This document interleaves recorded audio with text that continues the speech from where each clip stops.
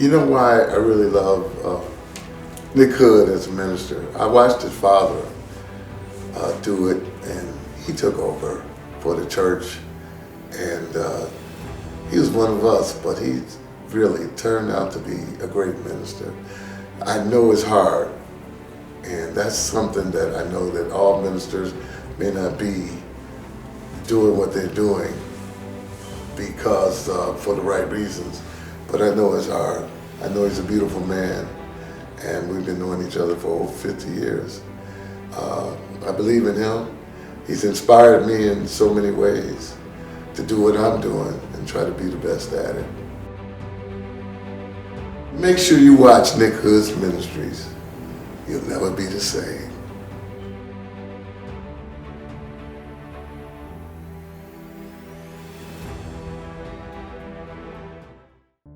This is a new ministry which is just starting. Reverend Hood needs your help in sharing the good news of Jesus Christ and his power throughout the world.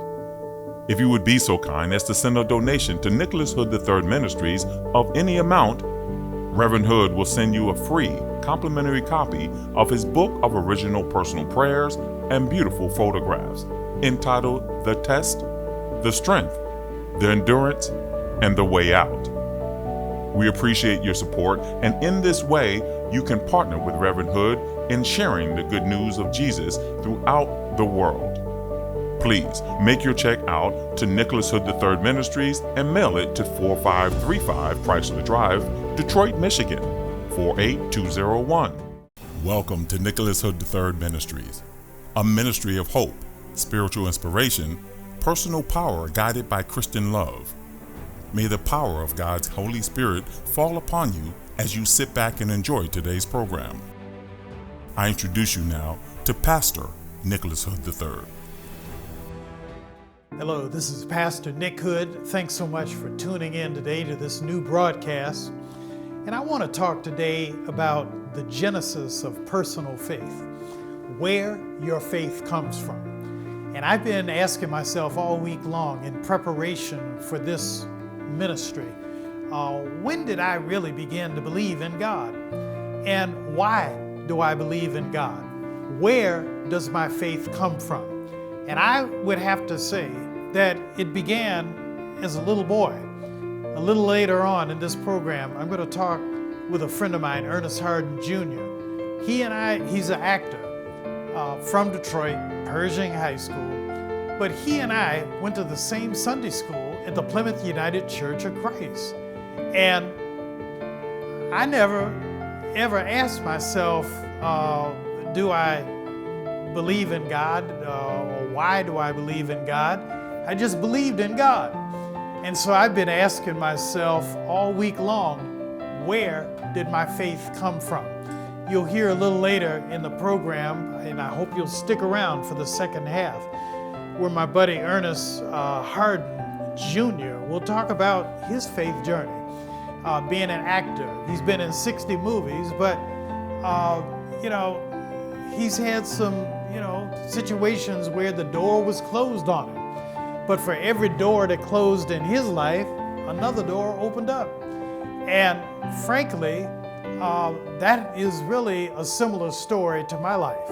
When I think about the words of Paul, where he says, we walk by faith and not by sight. I've been asking myself, what does that really mean when Paul says that? And I think what Paul is saying to the early Christian church in the first century, we walk by faith and not by sight, because by sight, we're being slaughtered all the day long like sheep. Paul preached that we are suffering for the gospel of Jesus Christ. And if we only use the vision of our eyes, the eyes would tell us it's ridiculous to follow Jesus.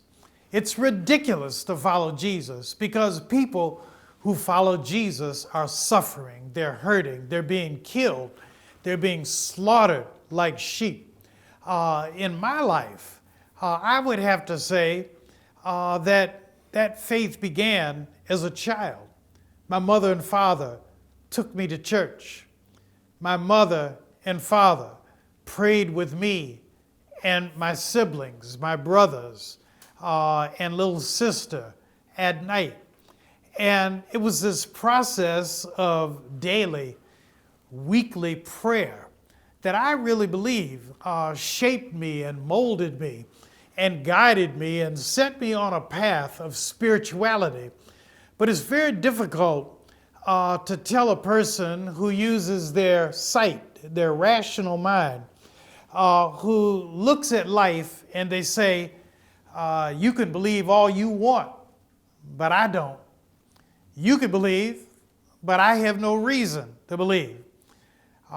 Some of the best people I've met are atheists. And this may sound crazy, but I try to look at every human being in an objective way. I've made friends with some Jewish atheists. I mean, and that sounds like incongruous. How can you be a Jew and not believe in God? But frankly, there are a lot of secular Jews out there right now. And in sharing time with some of these secular Jews, I've grown to appreciate, at least try to understand, their mindset when they say, well, I just don't believe. But for me, I do believe. And why do I believe? I believe because I can't believe the success that I've had in my life was due to my own doing. I just don't believe that. I've made too many mistakes to be a success. I've messed up too much to be a success. And because I know that the success is not my own, I only can attribute it to God. That's really how I feel. And I look at my life and I look at the way things have worked out, and I say, only God could have made this happen. So we walk by faith and not by sight. And that is really my belief. I've had some situations a few weeks ago. Two ladies, pinned me down figuratively at a party. And at this party, they asked me what they thought was the $1 million question. And the $1 million question for them was, Nick, have you ever had a crisis of faith? And I looked at them, and I didn't, without hesitation, I said, no. And they said, you mean you've never, ever doubted God? I said, no, I never doubted God. I said, when my brother died, I didn't doubt God. My little sister had a stroke at 2 years of age. I didn't doubt God. I had another brother who died a drug and fused death. I didn't doubt God. One of the more difficult times for me was when my mother was dying. And as my mother was dying at the Harper Hospital, I went to see her. And she was in such agonizing pain. She just cried out day and night. She was dying from multiple myeloma cancer. And after, they would give her morphine. And even with morphine, the morphine could not take away my mother's pain. And I never will forget, I walked down, the flights of stairs. I forget what floor she was on, but I walked down all those stairs at the Harper Hospital in Detroit.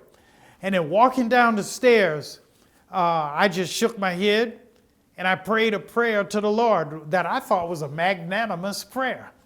And what was it? I prayed, I said, Lord, I'm okay if you take my mother. I know it's common to pray that a person's life might be extended. I said, but right now, Lord, I'm not praying to extend her life.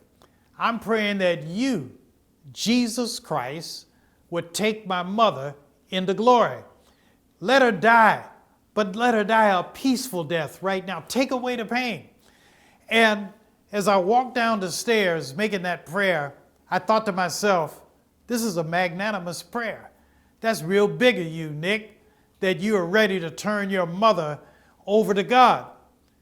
But the more I prayed what I thought was a magnanimous prayer, the more my mother hollered, the more my mother cried, the more my mother suffered. And through her tears, through her pain, through her suffering, I got to the point where all I could say in faith was, God, surely, surely, only you know. I said, God, surely you know. I said, because I don't get it. I said, I'm giving you permission, God, to take my mother. And then I started thinking about it, and I said, Nick, that's an arrogant prayer. You think you being magnanimous, but really you being arrogant. You're saying, I, Nick Hood, give you, God, permission to take my mother's soul.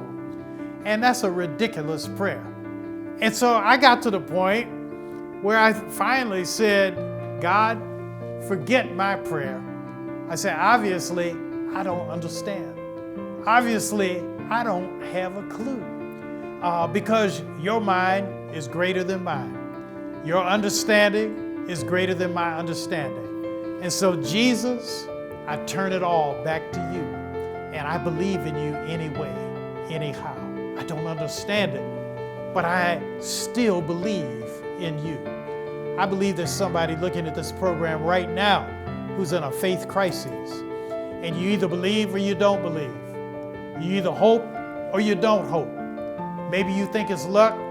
I believe it's the faith in God. And I believe it's the grace and the mercy of God that sustains us. And I want you to know God has a blessing with your name written on it. And I am praying for you. Believe in God, and God will open the portals of heaven and pour down blessings upon you that are richer than anything you can imagine. God bless. And remember, I am praying for you.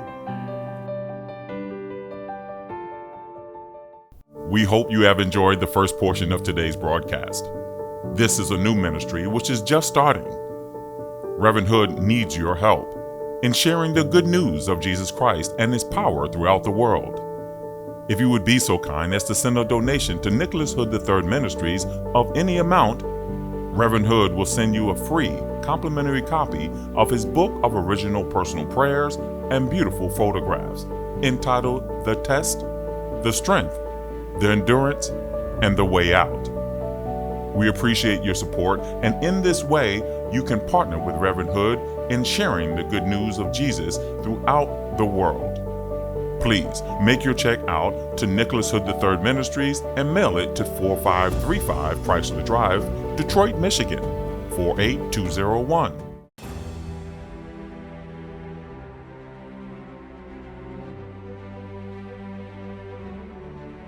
You know why I really love Nick Hood as a minister? I watched his father do it, and he took over for the church, and he was one of us, but he really turned out to be a great minister.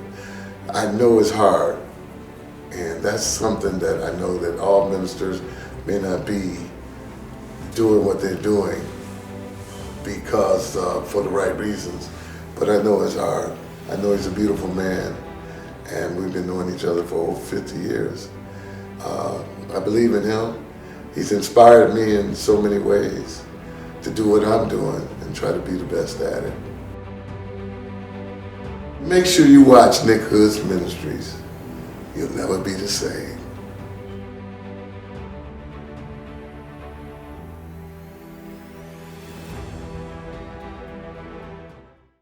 Welcome back to Nick Hood Ministries. I'm with Earnest Harden Jr. today. This is part 2 of what we began last week. And, talking about the God's Plan B and the series of Plan Bs that Earnest has experienced in his life. I shared a little bit about my life, but I want to continue now, but to talk a little bit more about your faith and how your faith has sustained you during the difficult times. I knew your mother. I knew your father. They were pillars of our church. Mm-hmm. You and I met in Sunday school in church. And I'm just curious, what did your mother and your father tell you about church? Why did they, what was your sense? They insisted I go, They insisted that you go, okay. which was great. And my father being a Morehouse man, Morehouse man. he would. You know what he used to say to me some Sundays, not every Sunday, after I would preach? He said, Mordecai Johnson. Mordecai Johnson. He's a former president of Morehouse. Well, I thought it was Benjamin E. Mays. No, he never said Benjamin Mays for me. He said Mordecai Johnson. Okay. I said, Well, okay. he was telling me about Benjamin E. Mays. We would, and he says, this is what Benjamin E. Mays taught me, and you should know this too. Is to, if you want to do something, it needs to drive you by day and burn you at night. And that was something that he instilled in me. My father, matter of fact, he basically hypnotized me, because I would hear this all the time. Hypnotize me to do well. He would give me sayings like, a boat can't sink unless water gets inside of it. So don't let what people say get inside of you, and you won't sink. And I kept that to heart, because in this business, there are a lot of lies, there's a lot of jealousy, there's a lot of envy, there's a lot of people who are just wishing that you don't do well and talking about you in any way that they feel, and telling you what you can't do and what you shouldn't do and how you shouldn't be here. But you have to blot all that out. And through his teachings, I did. And basically saying, I don't care what anybody says. I believe in myself.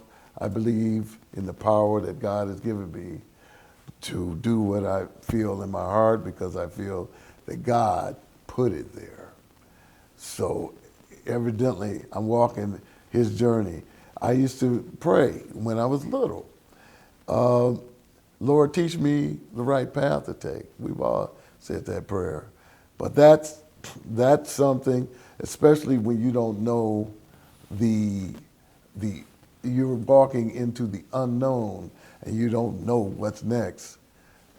That's where your faith comes in, and believing that if God didn't put that in me, I wouldn't be walking this road. And it's always turned out to be good. I think back on the time when I was about to leave New York. I went up I got a call from Francis Ford Coppola to audition. That's a big name in Big film. name. I was running into a lot of big names at the time that I really realize now they were huge. I worked with Woody Allen back in New York in the front. I did this group. I met Robert De Niro and Martin Scorsese early on in the middle of the night in a movie that they did. God, it escapes me now because I'm old. But I had a small part in this classic. And I also, like I said, I met Francis Ford Coppola, who sent me out to LA to screen test for Apocalypse Now. And what happened... Were you in that movie too? Apocalypse Now? I screen test for it, but I didn't get it. Okay. It was 2 people on that plane, actually 3. Me, a guy named Lawrence Fishburne, who got the role, and another guy named Herbert Rice, who went to my high school. And he was older than both of us, and he got another role in it, a small role in that movie. And matter of fact, his role was so powerful, I think it stopped the movie for a minute, and it was a really nice role for him. But Lawrence Fishburne beat me out for the part of Clean. But I saw everybody there on the set that I've ever seen in movies, And it was overwhelming. So I said, I need to go back now to New York, pack up, and come to LA, because something was moving me that said, you need a little bit more film on yourself so you can be established more as a star, and then come back to New York and have the parts in plays or maybe perhaps Broadway where I wanted to have. I didn't want to just be there and have small roles. So I figured if I had more film, I could do that. And what happened was, I got out there, I got to LA, and I got a Coca-Cola commercial, and next thing you know, I got the Jeffersons. So that was like a plan B. I think I remember that Coca-Cola commercial. No, I don't think you did. It wasn't Coke? What It was did Coke. see? I did a saw Coca-Cola you- commercial. I saw you in some commercials. Yeah, well, it was Coca-Cola commercial. I've been in several commercials since, so I don't even remember. I don't even remember what I did in that commercial. Did you do one for UPS or FedEx? No, I never did a FedEx one. Amazon? But I had one What was for the one where Saturn. you were driving the Saturn. Saturn. That was such a huge commercial, yeah. was. But I got the Jeffersons. I went up and got the Jeffersons as a guest. I wasn't even supposed to be a regular, but I got the Jeffersons right away as a guest. And what happened was, they liked me so much, they called me before the show even aired and said, the network likes you. We think we want to screen test you for a role on the Jeffersons as a regular. So I went in there, and this is a quick little story. I went in there, I played a character named Jason King. That was the first character that I was on in the Jeffersons. And when I was sitting in the producer's office, I looked at the script, and he says, yeah, we think we want to make you a regular, this is going to be great. And I didn't see Jason's name anywhere. And I said, okay, they're starting me off small. I'm happy to be here. I'm not going to argue. He says, how do you like this script, Ernest? Oh, I love it, I love it. I didn't see my name in it at all. He said, yeah, Marcus, you got a lot of work to do, so be careful what you ask for. And I'm like, Marcus was on every page. And that made me pretty nervous, but I said, hey, sleep is overrated. I'm getting ready to study my eyeballs out, and I did. Made it, had an on-air screen test, and the rest is history. I did Marcus for 3.5 years. Yeah. And people are still talking about it. It's a classic. It's part of the fabric of America, my friend. It's seen all over the world. If they shoot a rocket up, they probably have an episode of the Jeffersons in there. And I was blessed to have been a big part of that. I have fans all over the world. It's really nice. Matter of fact, now that you see Facebook, they all try to contact you from Italy, from Japan, from everywhere, and it's flattering. But I was blessed. Sometimes you're just blessed to God's plan B is better than what you ever anticipated. Well, Ernest, we got to wrap things up. But I really have enjoyed hearing your stories. Well, can I tell you one other thing? Sure, tell it. Well, I have a new movie coming out called Sweetwater. Sweetwater. Sweetwater, and it's going to be released through Warner Brothers April 14th. For all of you who like basketball, it's a true story about a player named Sweetwater Clifton. They call him Sweetwater not because he had a sweet game, but because he liked soda. He liked pop, and they called him Sweetwater because of that. Well, he was the first black to ever sign a contract in the NBA. He signed with the New York Knicks. And I play Will Robinson. Will Robinson. From Detroit. From Detroit, who coached our high school team to a state championship. Pershing High School. Right. And this was one of his first jobs in Chicago. He was a member of the our church. church. Yes, the same Will Robinson. He didn't attend very much. Right. The legendary, he was busy coaching. And so he was, I got to play him because he coached Sweetwater back in the late 40s, early 50s as in high school. And back then, there were no blacks who owned teams. not even the Globetrotters. It was basically white. So we have Richard Dreyfuss is one of the stars.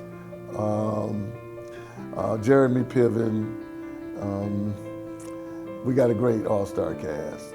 And so I just want you to keep your eyes open for that one because it's going to be a big deal. Well, looking forward to seeing it. Thank you. And thanks so much. You could have gone any direction, but so you stopped by to spend a few moments with me.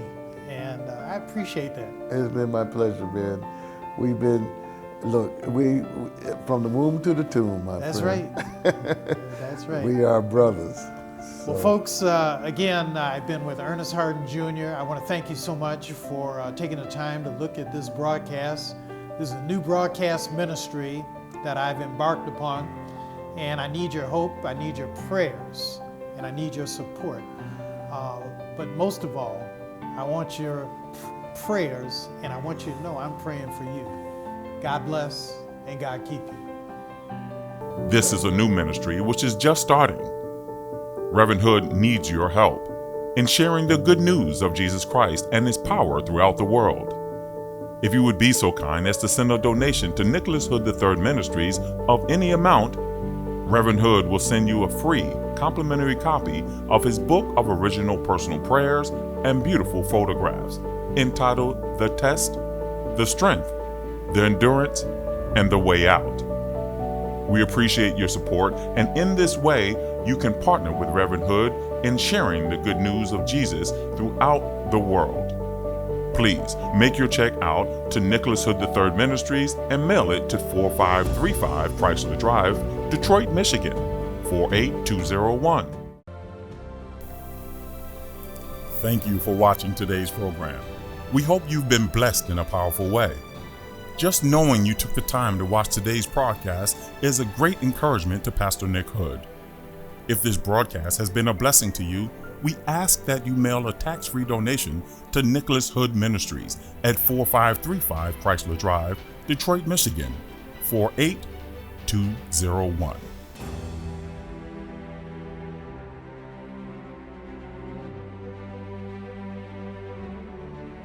You know why I really love Nick Hood as a minister? I watched his father do it, and he took over for the church, and he was one of us, but he really turned out to be a great minister.